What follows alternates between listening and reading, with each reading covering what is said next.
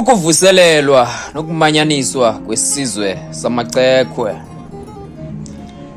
Yakhula imithi emithengwa elubhacweni kumhlaba waseDutywa, eGcuwa, eTsomo naseNqamakwe.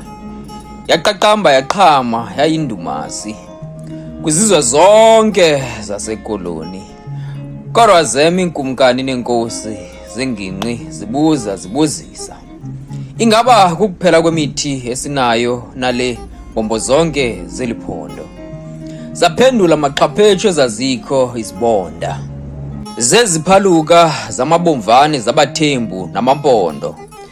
Ewe kunjalo nkosi, siyavuma, kodwa ukho kade qinga ekhulu kunzonza, usithwe ngamasebe namagqaba amade wamaqwathi nawojola.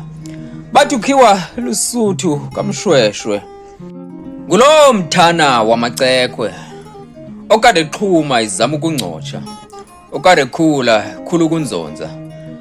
Akeva kunkcenkceshelwa ngamathonsi emvula, kuba khuliswa ngamadangatya omlilo, ngumbilo wolophu lomlilo ogcina amasebe neziqhamo zawo.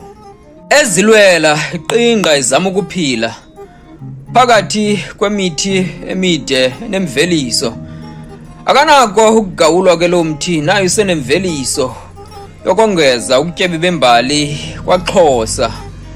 Ziyakhahlela imbongi ziyabonga phezu kwetsitsa nethuna, zithi vela sikubone inkosi zikulindile, zilindele imbali neengcambu zakho, zilindele ukwazi banzi kuzuye kukhulu kunzonza.